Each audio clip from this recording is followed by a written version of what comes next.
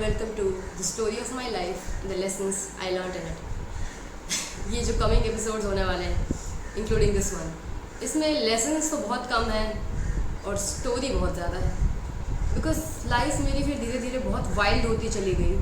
Abuse and a lot of stuff started getting really wild, the toxicity in it, and I was just going through it. So मुझे नहीं लगता मैं इन episodes में आपको lessons पे ज़्यादा जोर दे पाऊँगी. It's gonna be more of my story, so keep that in mind. So जैसा कि आपको पता है, लास्ट एपिसोड से ही मैं शुरू करती हूँ. नागालैंड में थे हम, हमारी फैमिली वहाँ पोस्ट हो चुकी थी. सो अब नागालैंड से भी पोस्टिंग आ गई, यानी वहाँ से भी ट्रांसफ़र हो गया हमारा.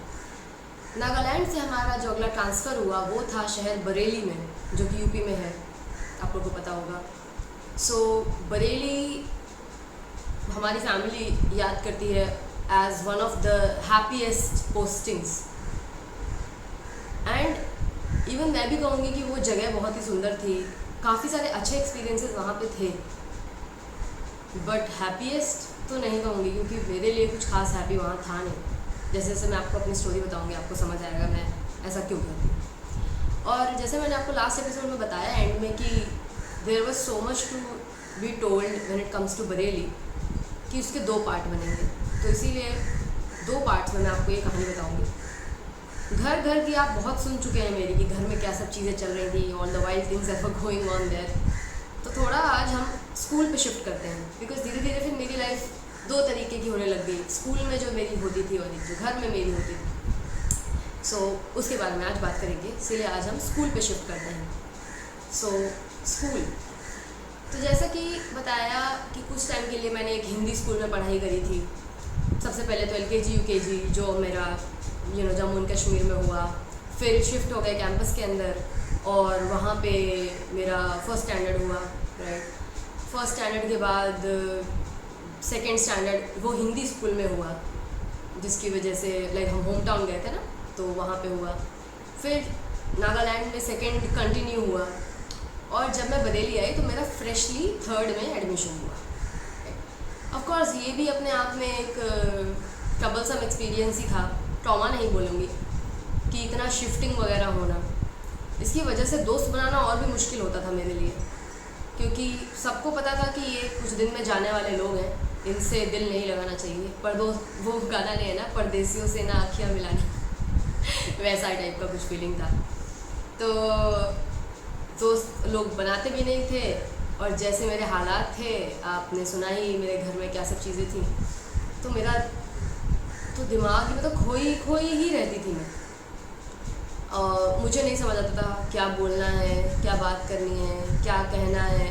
और इतना मुझे कोई इच्छुक कभी लगा भी नहीं कि कोई मेरे सच में दिल में झांक के कुछ समझना चाह रहा है कि मैं किस चीज़ से गो थ्रू करती हूँ. उस टाइम पे तो हमारे यहाँ स्कूल काउंसलर्स भी नहीं हुआ करते थे, if you remember.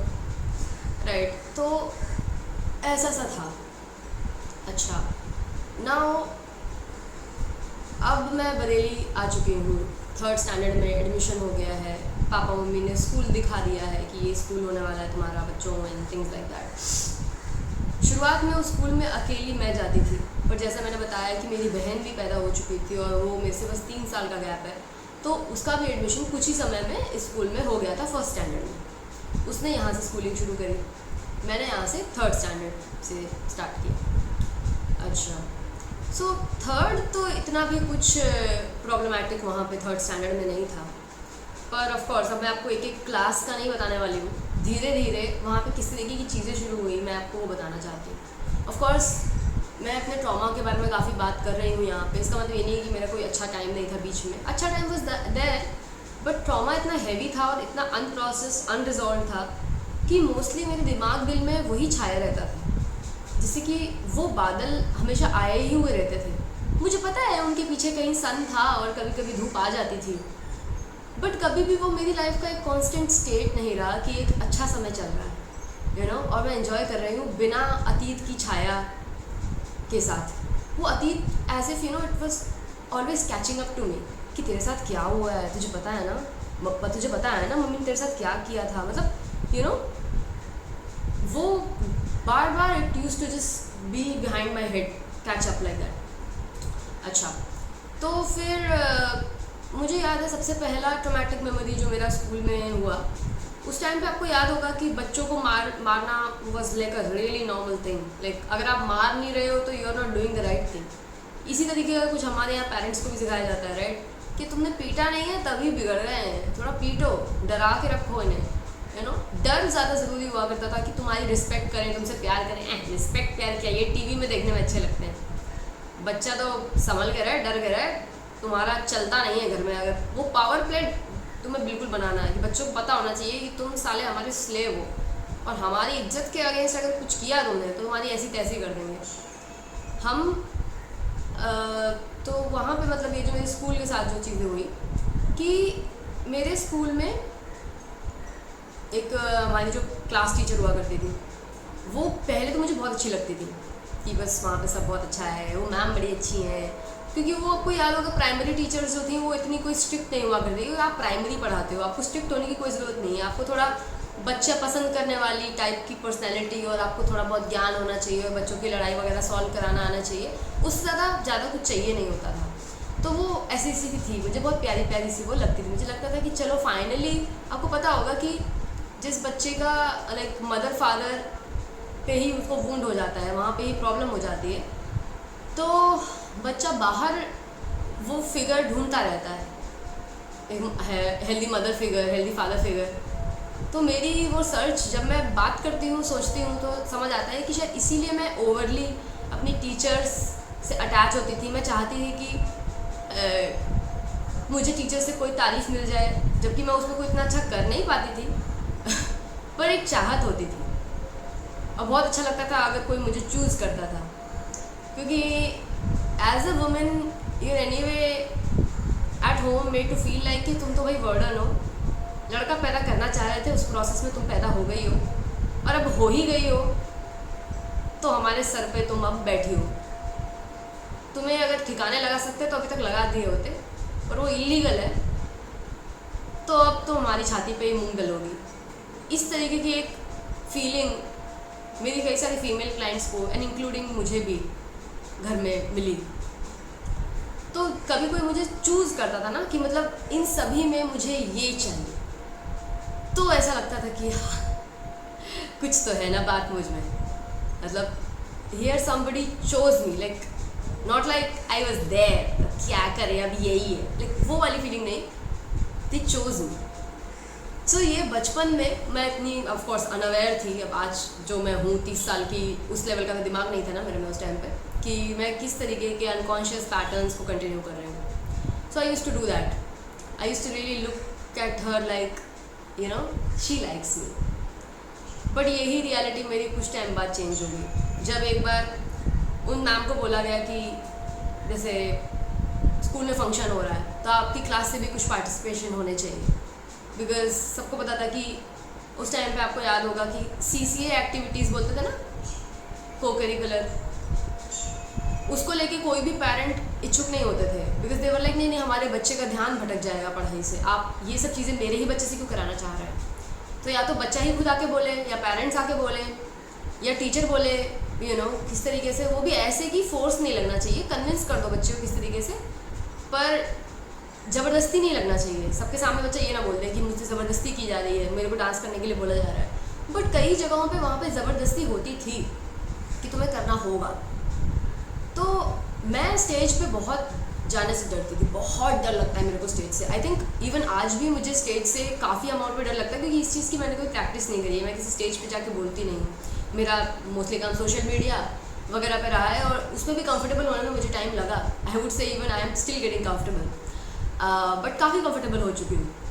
But stage पे कभी एक्सपीरियंस नहीं रहा, प्रैक्टिस नहीं रही, तो स्टेज को लेके फियर तो है, ठीक है। इसी वजह से मुझे कई बार टॉक्स के लिए या सेमिनार के लिए लोग बुलाते हैं तो I just decline, and I really don't believe in that. I believe a lot in वन-on-one वर्क, वो मैं आगे बताऊँगी धीरे धीरे आपको जैसा भी है। बट अभी लेट्स स्टिक टू दैट कि स्कूल में क्या हुआ। तो वो मैडम को बोला गया कि आपकी क्लास से कोई बच्चे CC एक्टिविटी में भाग नहीं ले रहे हैं, that will show really badly you know on you ma'am. आपकी क्लास का कोई भी बच्चा होनहार नहीं है। तो वो मैम को दिल पे लग गया। तो मैम ने क्या किया, मैम आई क्लास में और बच्चों को अंधाधुंध पीटने लग गई।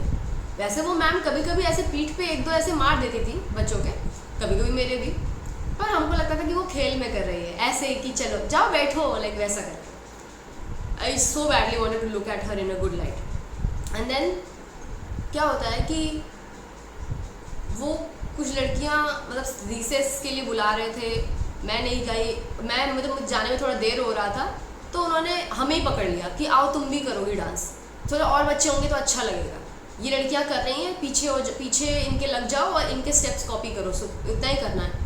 And I got shit scared because that meant I will be on stage, and I am shit scared when it comes to stage. I was like नहीं मुझे नहीं। तो मैम ने एक मेरे पीठ पे धरा, ऐसे कैसे नहीं, चलो इतना मुश्किल नहीं होगा, करो चलो, मैंने बोला ना करना होगा, बोले गई।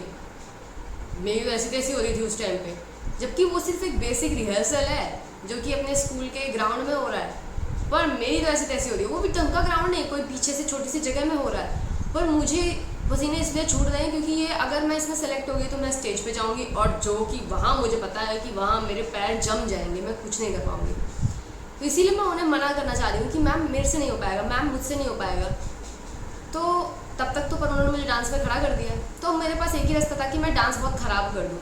वैसे भी मैं कोरियोग्राफी लर्न करके डांस करने वाले डांस में अच्छी हूँ नहीं, तो वहाँ पे वैसा ही कुछ हो रहा था, थोड़ा सा ख़राब मेरा ऑलरेडी था, बाकी ख़राब मैंने खुद से कर दिया।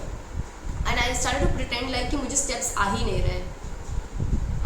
उन्होंने ये देख लिया कि ये स्टेप्स तो अच्छे से कर ही नहीं रही है, तो उन्होंने फिर मेरे थप्पड़ एक जड़ दिया मुंह पे, राइट। एंड ऑफ कोर्स इधर उधर कोई मारे और ऐसे सामने से मारे just is a very different impact. But crazy part is this कि उस टाइम पे कोई ये सब सोचता नहीं था कि बच्ची तो है, इसको कौन सीरियसली लेगा, इसकी कंप्लेंट, इसका कोई भी कुछ भी, like you know. I started to feel कि you have to be either really pretty or really rich, powerful, or in a good way you can have power, or in a bad way like you are really dangerous to be messed with, like your mom and dad are dangerous, like gangsters, something like that right, police वाले, gangsters. like power किस तरीके से होनी चाहिए, या तो power हो या तो खूबसूरती हो, एंड या फिर आप स्टूडियस भी ये जो हो सकते हैं, अमीर, मतलब किसी तरीके से आपके पास एक पावर होनी चाहिए। अब वो ब्यूटी की पावर आ जाए, या मनी की पावर आ जाए, या गुंडागर्दी की पावर आ जाए, पॉलिटिकल पावर आ जाए, स्ट्रक्चरल पावर आ जाए, पुलिस वाली पावर, जुडिशियल पावर आपके हाथ में आ जाए, मतलब किसी भी तरीके से आपके हाथ में कोई पावर होनी चाहिए। स्टडी के बेसिस पे पावर आ जाए कि आप बहुत ही होनहार बच्चे हो, तो तभी लोग आपको सीरियसली लेते हैं। ये मैं आगे भी आपको और बताती हूँ अभी इसी एपिसोड में कि कैसे ये चीज़ें आगे टर्न आउट हुई। सो ये मैम ने मुझे जब वो थप्पड़ मारा, ऐसा लग रहा मेरी आंखें खुल गई उस दिन से, कि मुझे लग रहा था कि ये मैम, मतलब ये अडल्ट जो मेरे को घर से बाहर मिला है, ये बहुत ही परफेक्ट है। वो नहीं थी परफेक्ट, वो भी परफेक्ट नहीं थी। उसके बाद से उन मैम को तो क्या ही फ़र्क पड़ता है, उनके अंदर तो 20-30 बच्चे और थे। पर मेरा दिल टूट गया फिर से कि मुझे घर में भी मारा पीटा जा रहा है, बाहर मुझे लगा था कि एक ये मैम मिली है, ये ना बाकियों जैसी नहीं है। उन्होंने भी मुझे दिखा दिया कि मैं भी बाकियों जैसी ही हूँ, और तुम अपनी हद में रहो, और तुम बच्ची हो, तुम्हें सीरियस नहीं लिया जाएगा, और तुम्हारे पास किसी भी तरीके का पावर नहीं है, so you are just nothing. That hurt me a lot. एक बार एक और चीज़ होती है, ये प्राइमरी स्कूल की बात है, और 3rd स्टैंडर्ड में ये सब हो रहा है।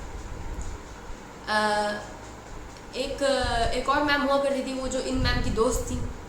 एक बार जब इतना सब हुआ, मुझे गाने का बहुत शौक था, मतलब voice has been really everything in my life. मेरा करियर वॉइस रिलेटेड है, मुझे गाना पसंद है, मुझे बोलना पसंद है।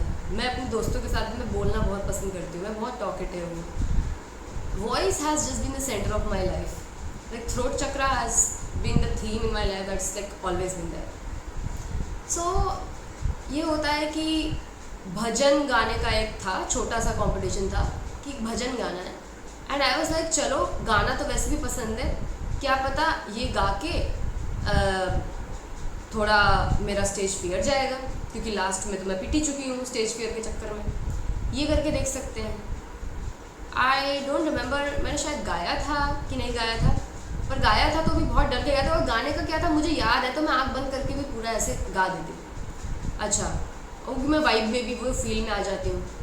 डरी तो मैं तब भी हुई थी वैसे, मतलब स्टेज इज़ समथिंग मुझे कंफर्टेबल नहीं लगता कभी स्टेज पे। पहली बात वो इतना बड़ा सा माइक आपकी आंखों के सामने है, ढंग से ऑडियंस को भी नहीं आप देख पा रहे हो, आपको उस माइक में गाना है। उस टाइम पे तो मैं काफ़ी छोटी भी थी, तो मैं बड़ी भी हो गई हूँ, तो माइक छोटी सी चीज़ ऐसे हाथ में पकड़ ली, पर उस टाइम पे तो बड़ा सा माइक हुआ करता था हमारा, राइट। और सब लोग की आंखें आपके ऊपर है।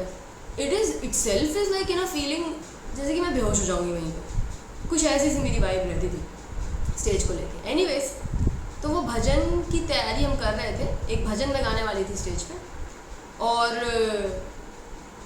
वो मैम जो थी प्राइमरी वाली, वो मेरी वो जो एक बुक थी जहाँ से मैंने वो भजन लिया था, तो उस पर ऊपर मतलब कुछ चीज़ें लिखी थी, और भजनावली करके एक शब्द था। तो उनको मतलब उनकी वो जो स्पेलिंग थी भजनावली करके, वो उसका मजाक बनाना चाह रही थी कि ये देखो ये कहाँ से ये बुक लेके आई है, भजनावली से हम लोग गाने गा रहे हैं, थिंग्स लाइक दैट। तो थी वो कोई सी भी बुक, जैसी भी होगी वो बुक, वहाँ से ही लिया था हमने वो भजन, राइट। वो मैम उसका मजाक बना रही थी, और कि देखो ये क्या है, मतलब it was more like feeling like कि व्हाट लाइक ये चीप मतलब बुक है, गरीब बच्ची होगी, लाइक ये कहाँ से लेके आई है, like this is the kind of stuff we are doing. That also felt really bad to me. Like क्या कहना चाह रहे हो, लाइक तुम भी एक छोटे से मतलब स्कूल में एक प्राइमरी टीचर हो, लाइक तुम्हें किसी का मजाक बनाने का हक कैसे मिल सकता है? लाइक तुम कुछ इतने भी तो अचीव नहीं कर रहे हो। ये मुझे धीरे समझ आया फिर लाइफ में कि ये जो लोग जो कुछ नहीं कर पाए होते हैं ना ज़िंदगी में, यही एक्चुअली ज़्यादा लोगों का मजाक बनाते हैं, क्योंकि इट्स लाइक प्रोजेक्शन। खुद कुछ नहीं किया है तो बाकी लोग का हंसी ही निकाल के अपने ही चीज़ों पे पर्दा डाल दें। सो आई हैव सीन दैट, क्योंकि जैसे जैसे मैं और सक्सेसफुल लोगों से मिली हूँ, they were always more humble, they were minding their business, and if they will speak, they speak either encouraging stuff or they will not speak at all. I have seen that. तो वो जब ma'am ने मुझे ऐसे बोला तो मुझे ऐसा महसूस हुआ उस टाइम पे जैसे कि मैं कोई बहुत मतलब I am just like I am nothing, like मैं कुछ भी नहीं हूँ। मैं इतनी छोटी हो गई वहाँ पे कि यार मेरी तो किताबें भी हाई क्लास नहीं है, मैं भी हाई क्लास नहीं हूँ, तो मुझे कोई सीरियसली क्यों लेगा, राइट। तो वो मैम ने वैसे किया, और मैं उनको करेक्ट कर रही थी कि वो स्पेलिंग गलत पढ़ रही हैं, तो उन्होंने मुझे भी एक थप्पड़ मार दिया। सो इस तरीके से मतलब I was made to feel in my primary school itself कि भाई तुम कुछ भी नहीं हो, यहाँ बाहर वाले भी तुम्हें सीरियसली लेने वाले नहीं हैं। ये जो सब इतनी बड़ी बड़ी बातें ये स्टेज पे आके लोग करते हैं ना कि हमारा स्कूल ये है, हम अपने स्कूल में ये करते हैं, बहुत बड़ी चीज़ें करते हैं। अच्छा खासा बड़ा स्कूल था वो, इतना भी छोटा नहीं था, बट कोई टॉप क्लास स्कूल भी नहीं था। मैं वही है, मैं नाम वगैरह नहीं बताना चाहती हूँ इन सब चीज़ों का। तो जो भी है वो सब चीज़ें ग्राउंड लेवल तक नहीं पहुँचती, वहाँ पे तो कुछ और ही चीज़ चल रही होती है, और अगर इंस्पेक्शन के लिए कोई आता है तो कुछ और दिखा दिया जाता है उसको, जो वहाँ पे कभी था ही नहीं। उस दिन सब अपने बेस्ट बिहेवियर पे होते हैं, उस दिन कोई उल्टी सीधी गलती नहीं होती है, थिंग्स लाइक दैट। पर असल में डेली वहाँ क्या होता है वो तो बच्चा ही जानता है, और बच्चों को कोई सीरियसली लेता है नहीं। उसी के अराउंड फिर वैसे मैंने बताया कि मेरी बहन का भी कुछ ही टाइम में वहाँ एडमिशन हो गया, क्योंकि वो 3 साल ही छोटी थी मुझसे। तो अगर मैं 3rd में पहुँच चुकी हूँ तो मैं अभी खुद ही कितना मतलब 5 साल में 3+ कर दो तो 8 साल की तो मैं ही हो गई हूँ। और फिर उसका भी अभी एडमिशन का टाइम इसीलिए आ गया, तो अब वो 1st स्टैंडर्ड में एडमिशन ले लेती है। और क्योंकि I was going through myself a lot तो मुझे अपनी बहन के लिए वो प्रोटेक्टिव इंस्टिंक्ट आती है कि यार मेरे को जाके उसको स्कूल में देखना चाहिए, उसके 1st क्लास में जाके देखना चाहिए, वो ठीक है, उसको भी तो कोई ऐसे पीट तो नहीं रहा जैसे मैं पिट रही हूँ, उसको भी तो कोई ऐसे ही कोई थप्पड़ नहीं मार दे रहा, मैं कंप्लेंट कर दूँगी, मैं ये कर दूँगी, राइट। क्योंकि खुद में जैसे कि मैंने बताया कि मेरे मम्मी पापा ने कोई फैमिली प्लानिंग, फाइनेंशियल प्लानिंग तो कुछ की नहीं, वो खुद कुछ भी नहीं थे, ना किसी बड़े जॉब में, ना कुछ भी था, just any other basic people there. And हमारी तो मुझे पता था कभी सिक्का हमारा चलने नहीं वाला है, तो मैक्सिमम क्या कर सकते हैं, हम गुहार लगा सकते हैं, हम अथॉरिटी से कंप्लेंट कर सकते हैं। तो मेरा यही हुआ करता था कि मैं कंप्लेंट कर दूँगी, अगर मेरी बहन के साथ किसी ने ऐसे पूछ किया मैं कंप्लेंट कर दूँगी। बहुत प्रोटेक्टिव इंस्टिंक्ट के साथ मैं जाती थी, पर ऐसा कभी मैंने देखा नहीं कि मेरी बहन के साथ ऐसा कुछ गलत हो रहा है। और शायद जब मैं जाती होंगी तब थोड़ी ना कोई कर रहा होगा, जो कर रहा होगा वो केयरफुल रहता है इन सब चीज़ों को लेके कि हाँ भाई कोई है, कितने बजे मिलने आते हैं, उस टाइम पे कुछ नहीं करेंगे, थिंग्स लाइक दैट। मैं लंच टाइम में जाया करती थी। So I always had this kind of feeling for her. फिर आगे जाके मेरा भाई आया तो फिर मेरी बहन ने भी वो किया वो सब चीज़ें, and it's a beautiful thing. Anyways, protective instinct, दूसरों को बचाने की इंस्टिंक्ट, तब मुझे समझ आया कि कई बार लोगों में तब आती है जब वो खुद बुरी तरीके से ट्रीट हो रहे होते हैं। जो लोग अच्छे से प्रोटेक्टेड है वो अज्यूम करते हैं कि सामने वाला भी प्रोटेक्टेड होगा ही, जैसे मैं हूँ, तुम्हें भी कुछ नहीं हुआ होगा जैसे मुझे कुछ नहीं हुआ। दिस टोल्ड मी कि आज भी जब भी मैं लोगों को अपने पेरेंट्स के रिलेटेड बताती हूँ कि यार ये हुआ था मेरे साथ तो उस टाइम पे ऐसा हो रहा था, विश्वास नहीं होता लोगों को, उनको लगता है कि नहीं मतलब कुछ गलत फहमी रही होगी, पेरेंट्स ऐसा नहीं कर सकते, because they were protected, so they just assume everybody was also protected. Only one who was going through it, they know how it looks like, and many times it looks confusing. आज ही मैं कोई reel देखी, उसमें वो लड़की बता रही थी कि कैसे my husband was doing all these great things and at the same time he was doing domestic abuse also with me. So that's how it is. Abuse looks so confusing for so long. That's why people don't take actions, because they're like नहीं इतना ख़राब भी नहीं है ना, देखो ये तो है ना कुछ अच्छा चीज़ है।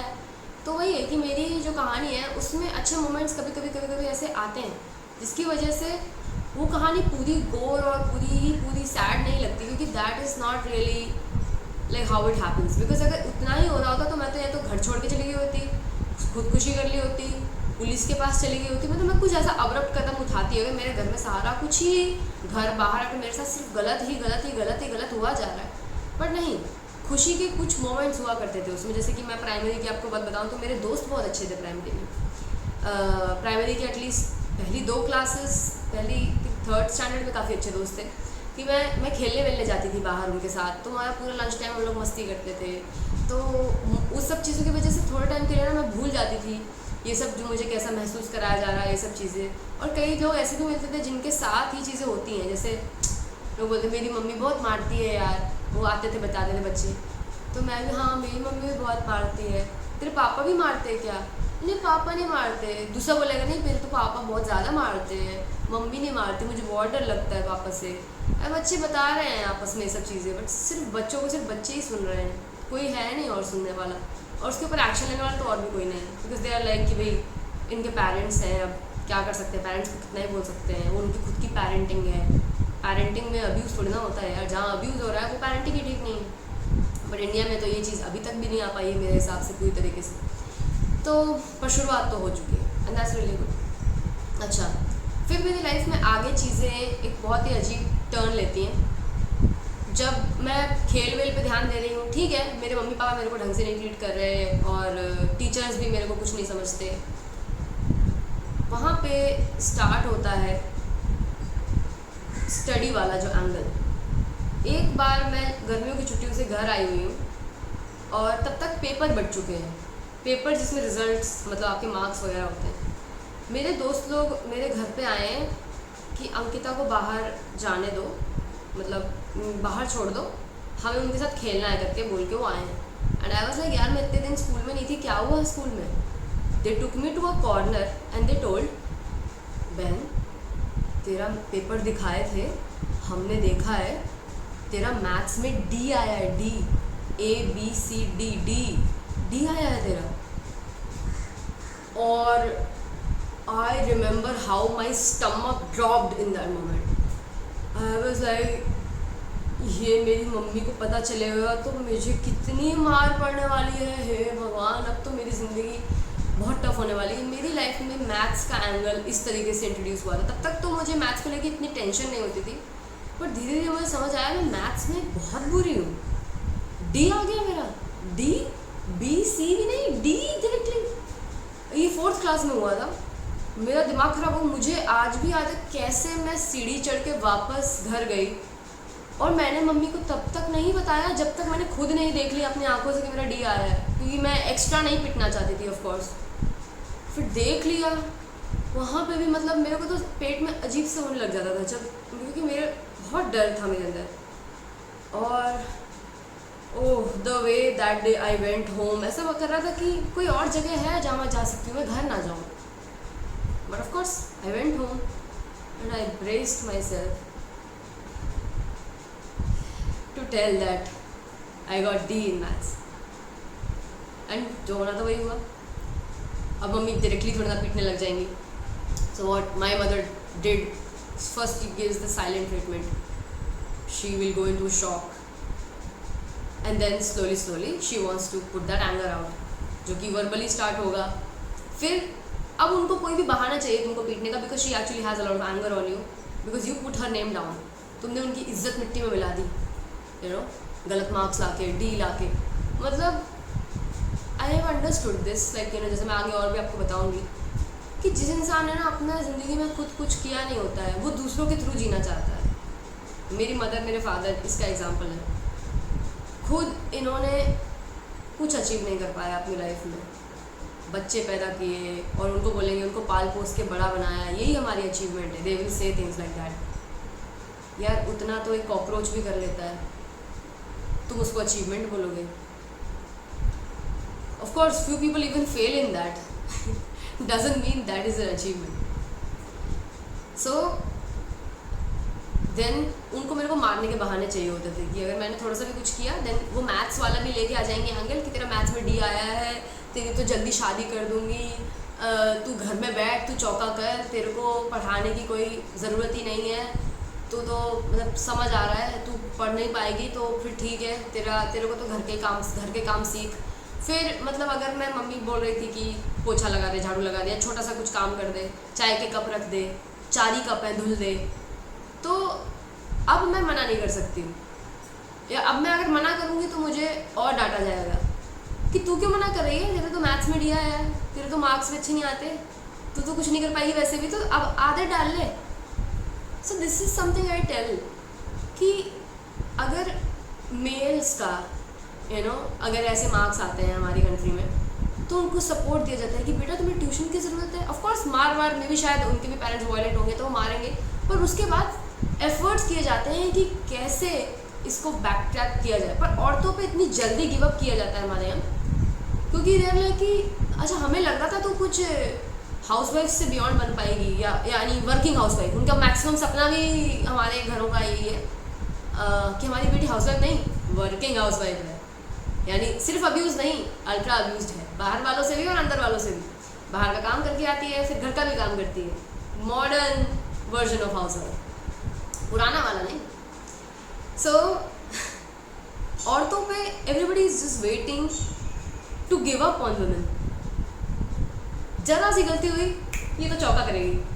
आदमी से हुई कोई नहीं ब्रो, देखेंगे यार कैसे करते हैं, हम आदमी हैं यार, हमें तो कमाना पड़ेगा. कोई बाप अपनी लड़की नहीं देगा, तुम्हें बहन जो लड़की चाहिए क्यों है इतनी, खुद के बंदे कुछ बन जाओ. नहीं, पर औरत की लाइफ के हमेशा ऐसा ही है. तो मेरी मम्मी खुद she was telling things like that. That was very horrible time of my life. उसके बाद से मुझे डर बैठ गया कि मेरा पढ़ाई में क्या होगा, मैं कैसे आगे बढ़ूँगी. ऑलरेडी मेरे पास काफ़ी डर थे बाय दैट टाइम कि मेरी मम्मी पापा अनसेफ हैं, मेरे टीचर्स अनसेफ हैं. अब मेरे को डर है कि मेरी पढ़ाई का भी प्रॉब्लम है, उसकी वजह से मेरी अनसेफ्टी बढ़ने वाली है. अच्छा, इसके बाद और भी बुरी होती हैं चीज़ें कि मैं जब 3rd से 4th क्लास में मैं आ गई थी, 4th क्लास में मैथ्स के डी के जो अलावा एक और चीज़ शुरू हुई थी. कुछ लड़कियां नहीं होती हैं जो बॉडीली आपसे पहले डेवलप हो जाती हैं, वैसे कुछ लड़कियां थी मेरे 4th स्टैंडर्ड और 5th स्टैंडर्ड में, जो कि वहाँ पे बुलिंग करना स्टार्ट कर चुकी थी. कैसे? अब वो बड़ी बड़ी सी थी, हम लोग छोटे छोटे से थे उनके सामने. उन्होंने अपने ग्रुप्स बनाए और फिर उन्हीं का चलता था सिक्का. मतलब उनका मन आ रहा है, टीचर अगर नहीं है तो तुम्हारे सर पे थप्पड़ मार दिया. क्या कर लेगी तू क्या कर लेगी, तू कौन है? कोई भी नहीं है. एक्चुअली मैं तो फिजिकली भी वीक थी, पढ़ाई में भी अच्छी नहीं हूँ, मेंटली वीक हूँ, क्योंकि घर में क्या सब चल रहा है, कैसा मुझे महसूस कराया गया. मेरे पास कॉन्फिडेंस का सी भी नहीं है. मैं क्या कर लूँगी? मैं सिर्फ थप्पड़ खा सकती हूँ और खा के रो सकती हूँ. कंप्लेंट करूँगी तो मुझे और मारा जाएगा, ये भी पता है, हर बुली को पता होता है. तो मैं बस खा के रो के अपनी लाइफ पे रो सकती हूँ. वहाँ से मेरी स्कूल में भी बुलिंग स्टार्ट हो चुकी थी. So you can understand it started becoming really dark really fast for मी.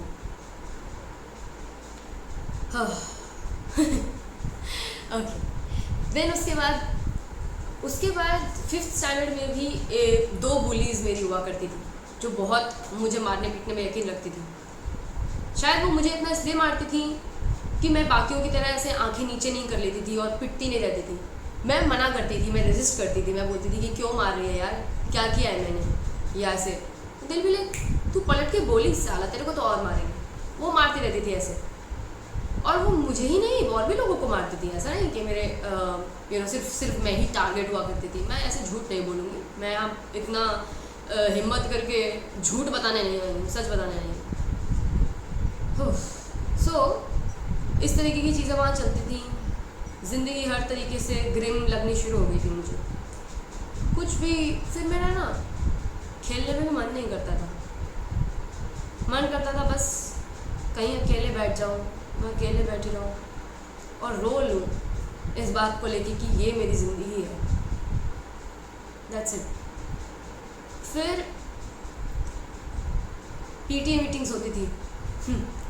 एक फ़नी चीज़ है इस बुली को लेके जो होती थी वहाँ पे, कि बुली की मदर आती हैं पीटीए मीटिंग में और वो पूछती हैं कि इन बच्चों में से कोई परेशान तो नहीं करता तुझे. उनको कौन बताएगा कि तुम्हारी बेटी ही सबको परेशान करती है. वो बोलती नहीं मम्मी कोई नहीं करता, नहीं मम्मी सब बहुत अच्छे हैं, कोई नहीं करता.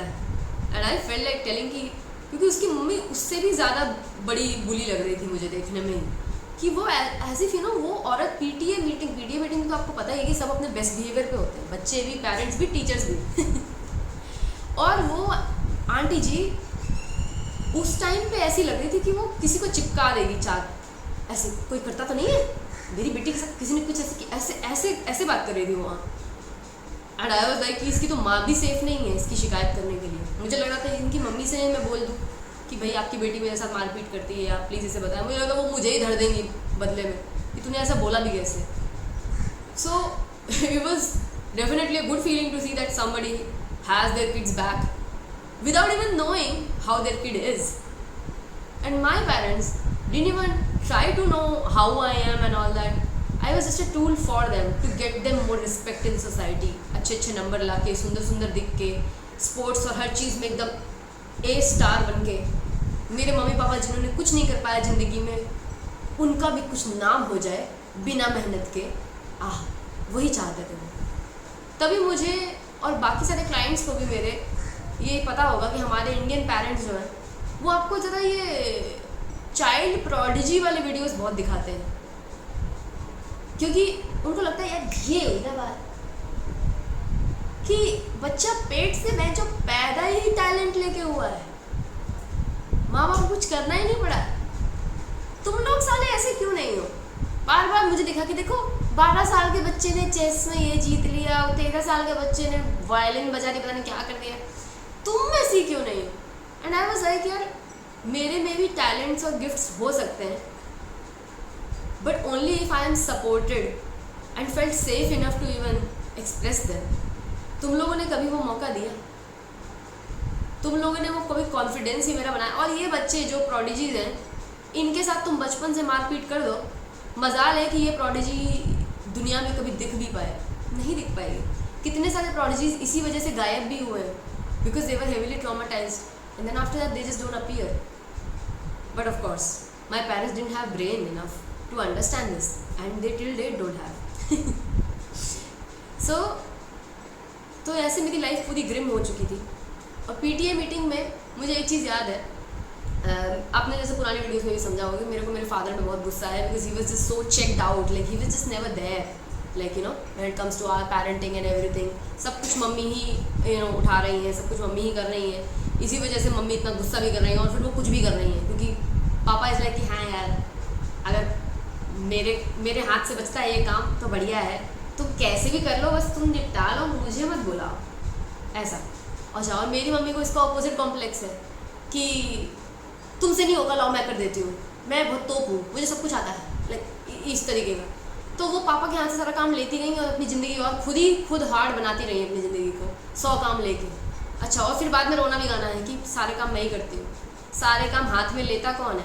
तुम ही तो लेती भी हो, उनसे छीन छीन के लेती हो कि तुम्हें कुछ नहीं आता, इधर लाओ। क्योंकि उनको नीचे दिखाने में मज़ा आता है लोगों को कि मैं परफेक्ट हूँ, मैं परफेक्ट हूँ, मैं A1 हूँ, मुझे सब आता है, बाकी सब तो लल्लू हैं, किसी को कुछ नहीं आता है। सो तुम्हें ये भी करना है, ये नाच भी दिखाना है, और फिर काम करके टेंशन भी लेनी है कि मेरे पास बड़े काम हैं।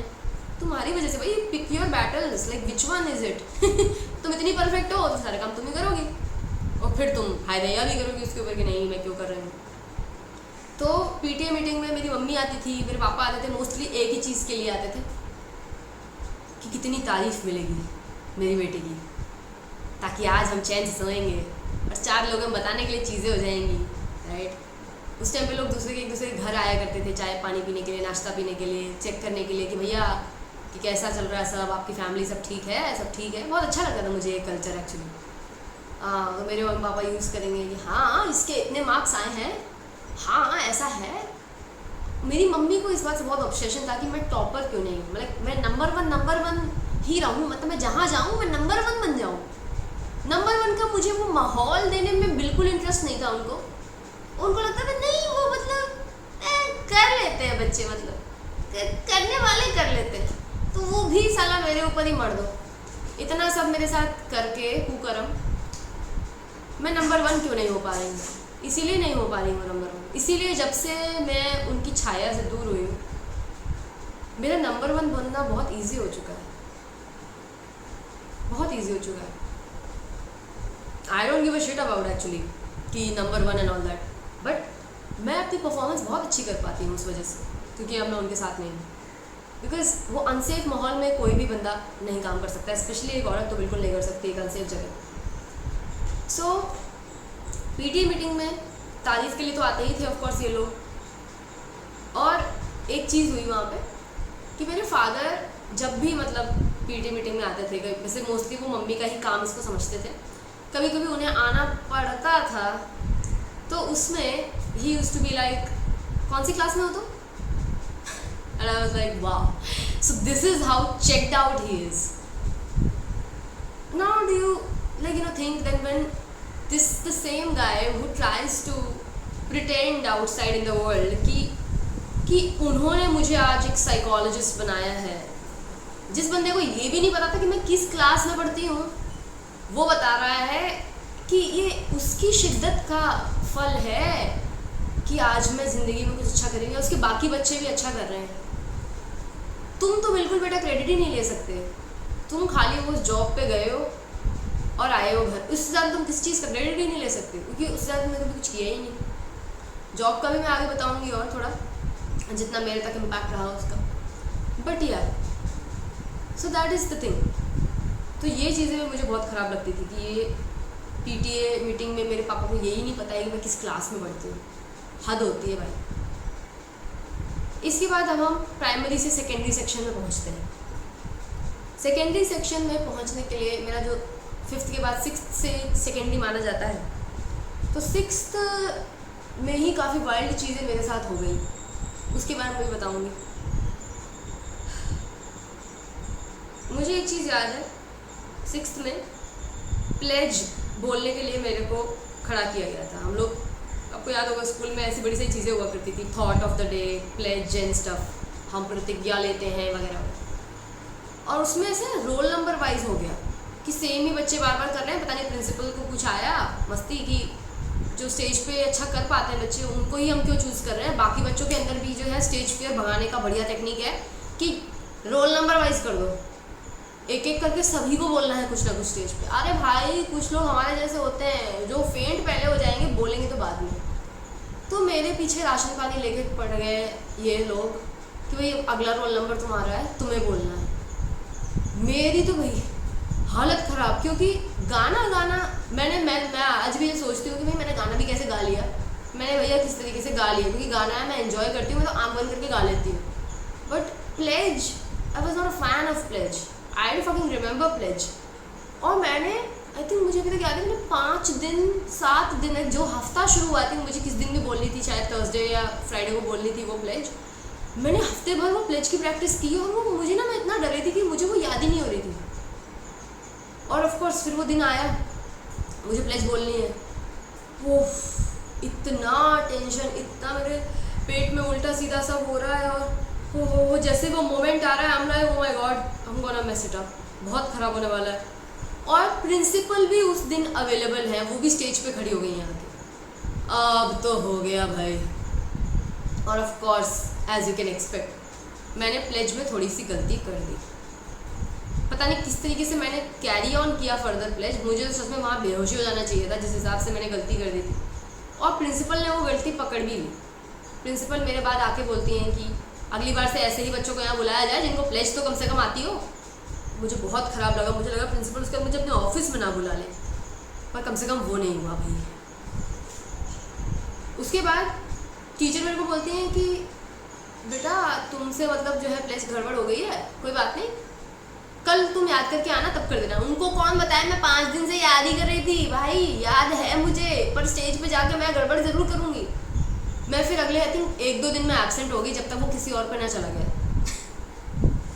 इस लेवल की चीज़ें मुझे करनी पड़ी है भाई, to not be on stage. That was one of the experience. It was like, आज की अंकिता को इससे शायद इतना डर ना लगे, बट उस टाइम के लिए it was such big deal for me. और जब घर वाले भी आपके अगेंस्ट हैं, वहाँ से मम्मी मेरे को भेज के ही मानेगी स्कूल, और यहाँ से टीचर मेरे रोल नंबर का इंतजार कर रही है कि मैं प्लेज बोलूँगी। बोल चुकी भाई मैं प्लेज, मुझे नहीं बोलनी। सो ऐसी एक चीज़ होती है। और फिर अब इससे भी भयानक चीज़ आपको मैं नेक्स्ट बताऊँ जो मेरे साथ होती है, कि हमारा कंप्यूटर का पीरियड था। कंप्यूटर लैब में जा रहे थे हम, लाइन बना के जाने के लिए बोल रहे थे। और कंप्यूटर के हमारे एक टेम्परेरी टीचर होता है ना, तो टेम्परेरी टीचर है, थोड़े ओबीस से थे, वो गुस्सा बहुत करते थे, तो उनसे तो थोड़ा दूर ही रहते थे। मेरी लाइन कंप्यूटर लैब जा रही थी, उसी टाइम पे लगभग चांस मेरी बहन की जो लाइन है वो भी उधर से सामने से आ रही थी। और हमारे जो प्रिंसिपल थे, उस टाइम प्रिंसिपल चेंज हो गए थे, कोई मेल प्रिंसिपल थे जो चल रहे थे बीच में दोनों लाइनों के। And I saw my sister and got so excited कि hey that's my sister. I just waved her hand like that. अच्छा, ये वो सर ने देख लिया कि मैंने हैंड वेव किया है, क्योंकि सर के हिसाब से तो सर का जैसे, ये सर भी वैसे ही हैं, ये उन्हीं सभी टॉक्सिक लोगों जैसे हैं जो खुद ज़िंदगी में कुछ नहीं उखाड़ पाते हैं, और फिर इनको लगता है ये दूसरों की एक्सटेंशन है, दूसरे लोग अच्छा बिहेव नहीं कर रहे तो इनके ऊपर गलत शो कर रहा है। भाई तुम कोई ब्रांड नहीं हो, तुम तो भाई जो कोई परमानेंट टीचर भी नहीं हो अभी, तुम्हारा क्या का ब्रांड। पर मैं तो छोटी थी, 6th क्लास में ही थी उस टाइम, नई नई सेकेंडरी में आई थी। और उन सर ने देख लिया कि मैंने हैंड वेव किया, और सर को प्रिंसिपल ने ऐसे एक तरह से एक झलक देखा होगा। अच्छा, और सर को लग गया कि प्रिंसिपल ने इसीलिए देखा कि तू मर्द नहीं है रे, ये लाइन के बच्चों को नहीं तू डिसिप्लिन कर पा रहा, तेरा टेम्पररी से परमानेंट यहाँ होगा ही नहीं, बिकॉज इस लड़की ने हायर कर दिया अपनी बहन को। वो सर लेके गए हमको कंप्यूटर लैब में, उन्होंने बोला सब लोग बैठ जाओ, तुम यहीं खड़ी रहो, मेरे को बोला। And I was like okay, something's really bad, what's gonna happen. I was so scared. Then sir ने कंप्यूटर लैब का दरवाज़ा बंद किया, सब बच्चों को कंप्यूटर पे लगा दिया था, मुझे बीच में लिया। वो सारे जैसे कंप्यूटर जैसे साइड साइड में होते हैं राइट, ऐसे दरवाज़ा ये है, कंप्यूटर सब साइड साइड में रहेंगे, बीच में आया सर और मुझे बीच में खड़ा किया। एक थप्पड़ मारा पहले तो, इतना तेज़ मारा, वो बंदा इतना बड़ा था, और मैं अभी भी जैसे, अब तो जब थोड़ी सी मैं हेल्दी हो गई, पर आप मेरे पुराने वीडियोस देखेंगे तो पता चलेगा मैं बहुत ही पतली सी छोटी सी हुआ करती थी। उस टाइम पे तो और भी छोटी हुआ करती, 6th में ही थी। इतना तेज़ थप्पड़ मारा कि मैं ज़मीन पे गिर गई। And I was like okay, इतना क्यों मार रहे हैं, किस बात के लिए, मुझे तो ये तब तक ये भी नहीं पता किस बात के लिए मार रहे हैं। फिर मुझे उस टाइम पे आइडिया लगा, क्या is it about I wave to my sister, and then that happened like even more. यहाँ पे अभी लाइट चली गई है, but anyways video goes on. So उन्होंने एक मारा, फिर दूसरा मारा, मैं ज़मीन पे ही हूँ, उन्होंने दूसरा थप्पड़ मारा, तीसरा मारा, और अपने अपना सारा गुस्सा, शायद जो करियर में बंदा खुद नहीं कर पाया होगा, अपनी ओबेसिटी के ऊपर जो भी गुस्सा, मोटापे पे जो भी गुस्सा, हाउ ही लुक्ड उस पर गुस्सा, जो भी था सारा मेरे ऊपर निकाल दिया। And I was crying and he was hitting me, I was crying, he was hitting me he, I mean वो असल में कितने मिनट चला होगा वो मुझे नहीं पता, 15 मिनट मैक्सिमम, 15-20, पता नहीं। बट मेरे मन में वो इवेंट, ओ गॉड, मन में तो शायद सालों चला है वो इवेंट। और वो मोमेंट जब ये मेरे साथ हो रहा था, as if I was getting some my past life flashbacks कि यू नो ये वायलेंस, ये गलत तेरे साथ ना कोई आज नहीं हो रहा है, तेरे साथ गलत होता आया है। ये वाली फीलिंग मुझे आई कि आज भी ये आदमी, ये अथॉरिटी वाले लोग एक औरत के साथ, एक लड़की के साथ, अब तो औरत तो मैं बनी नहीं थी उस टाइम तक, गलत करते हैं। And it was so horrifying. बच्चे कंप्यूटर्स की तरफ देख रहे थे, पर कुछ बच्चे बीच बीच में मुड़ के पीछे भी देख रहे थे। अब आप सोचिए उन सभी के बीच ऐसा ह्यूमिलिएट होना कैसा लगेगा। मेरा दिल टूट गया, कहना तो गलत हो गया, मेरा सोल उस टाइम पे ऐसा लग रहा था कि ये बेयर नहीं कर पाएगा ये। और उसके बाद जब उनका मेरे से पीटने को लेके हो गया, मुझे तब तक ऐसा लगता था कि शायद लड़कियों को मेल टीचर तो नहीं पीटते हैं, बट ये शक भी मेरा दूर हो गया क्योंकि मेरे को तो हर तरह से पिटाई पड़ रही है कोई छोड़ ही नहीं रहा है। सो मैं बहुत रोई, मैं इतना रोई मैं।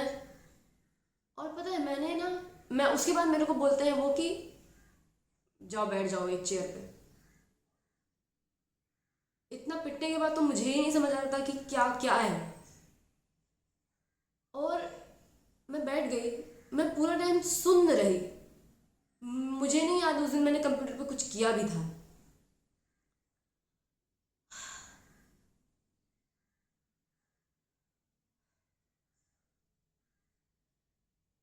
उसके बाद बाकी क्लासमेट्स को भी मैं आंख से आंख मिला के नहीं देख पा रही थी क्योंकि ह्यूमिलिएटेड फील कर रही थी, एम्बैरेस्ड, ह्यूमिलिएटेड। पब्लिकली इस तरीके से मारना एज अ वुमन। एंड फिर ऑफ कोर्स क्लास जाते हैं। बाकी बच्चों का कम से कम ये था, इतनी तो उनमें हम्बलनेस थी कि किसी ने मेरे को आज तक भी ये मोमेंट याद नहीं दिलाया जबकि उन्होंने देखा था। बट कम से कम इतने इमोशनली इंटेलिजेंट थे मेरे क्लासमेट्स कि किसी ने मेरे को पलट के ये नहीं बोला कि क्या पिटी थी ना तो उस दिन, सही हुआ तेरे साथ या कुछ भी। They use to mock me for other things and all, but never for this. For that I'm grateful for them because it was already very tough for me to process that. That was a public humiliation that I had. And मुझे उस time पे उसको process करने में ही इतना time लग गया। घर जाके मैं रो रही हूँ और मुझे नहीं पता, मम्मी ने पूछा भी होगा कि मैं क्यों रो रही हूँ या क्या जो भी हुआ होगा।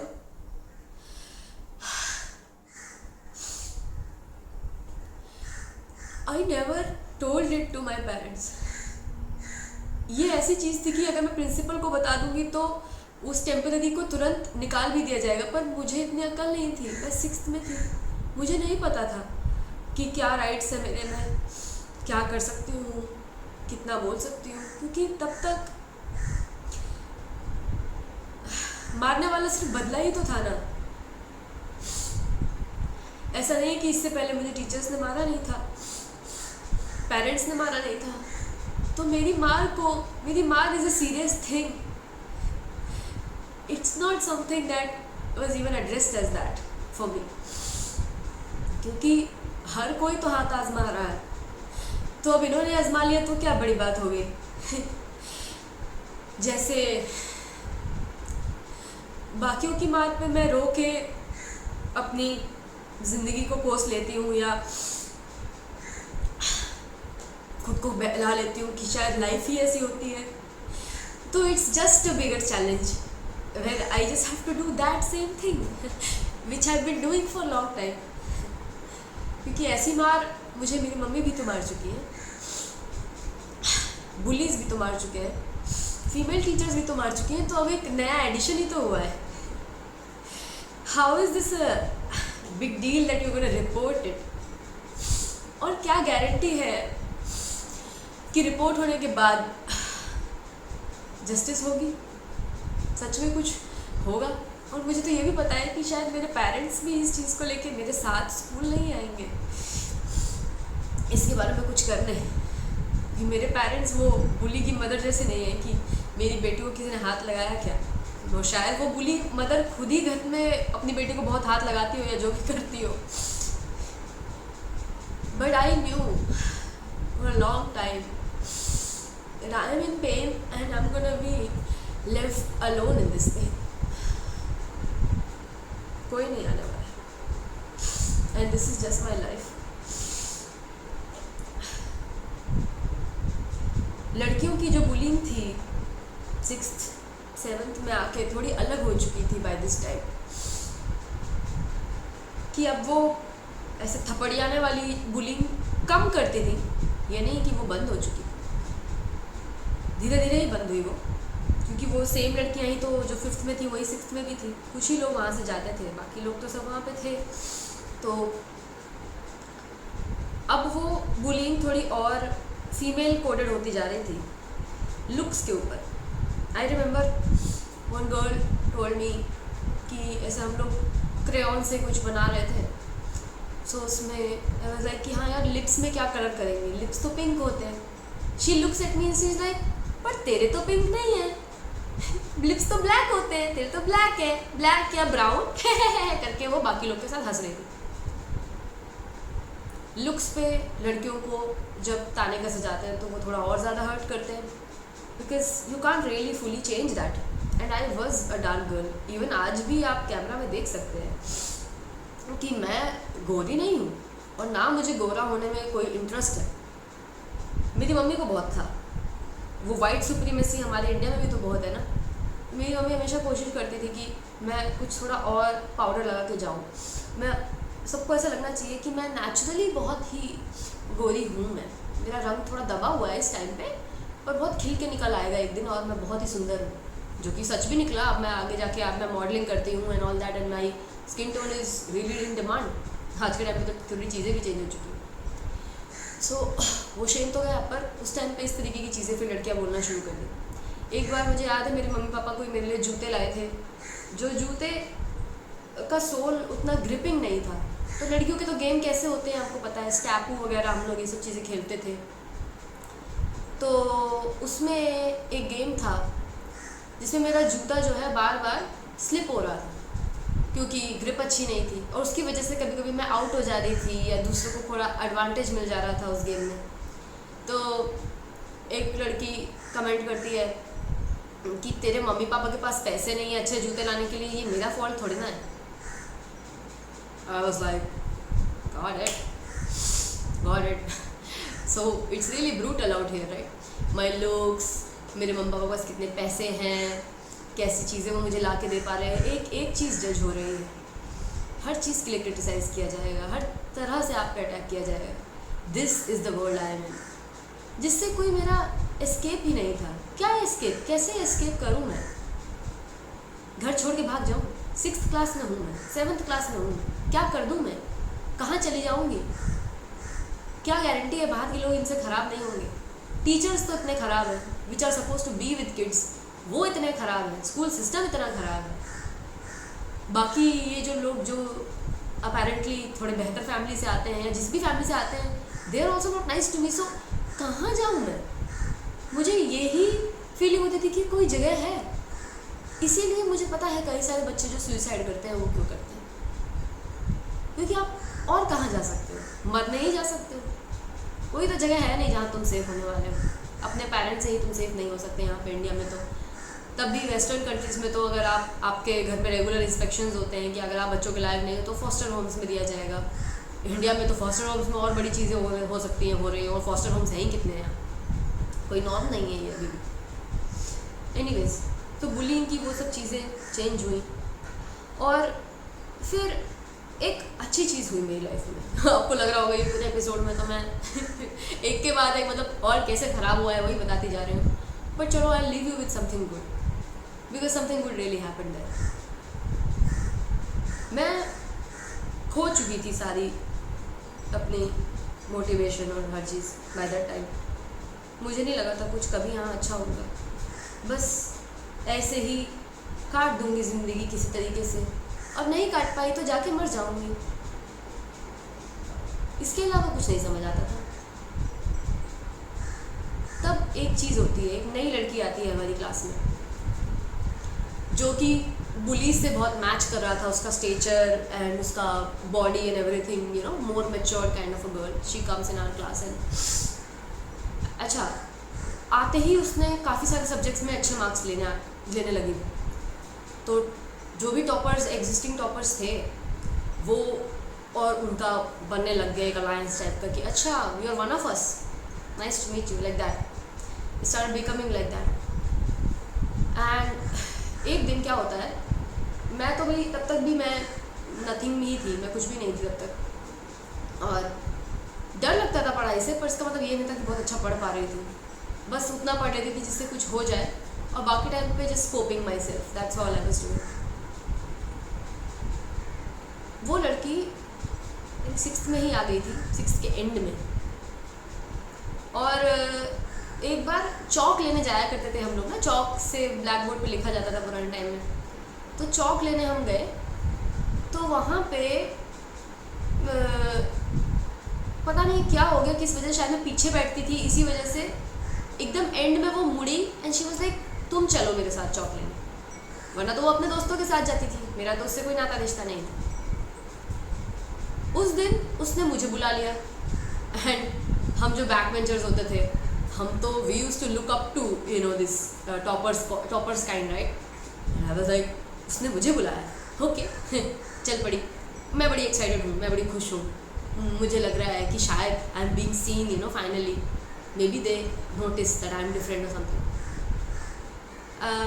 और चौक उसने ली, और शायद हम जब वापस आ रहे थे, on that way she says something, half yearly exam आने वाले थे, एंड शी इज़ लाइक कि यू नो, मैंने पुराने मतलब हमारे जो फर्स्ट टर्म सेकेंड टर्म जो भी एग्ज़ाम होते थे, यूनिट टेस्ट एंड ऑल, उसमें उसके इतने अच्छे नंबर आए थे, शी इज़ लाइक तुझे पता है हाफ ईयरली में ना मैं ही टॉप करूँगी। And I was like of course तुम ही करोगी, बिकॉज तुम काफ़ी अच्छे नंबर ला पाई हो, और तुम्हारे लिए ये बोलना और कर पाना ईजी है, तुम कर सकती हो।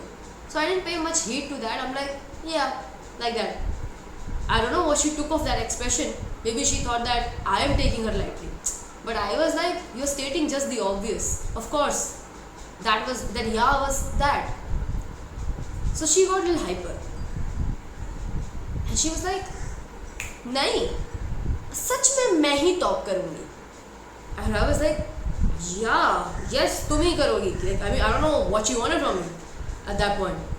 She's like, yeah, और कोई भी मुझे नहीं रोक सकता। ओके ठीक है भाई, पर ये मुझे क्यों बता रही है, मैं तो कुछ भी नहीं हूँ। Then she does something that change my life. She points at me and like तू भी नहीं रोक सकती, कुछ नहीं कर सकती, तू है ही क्या करके चली गई।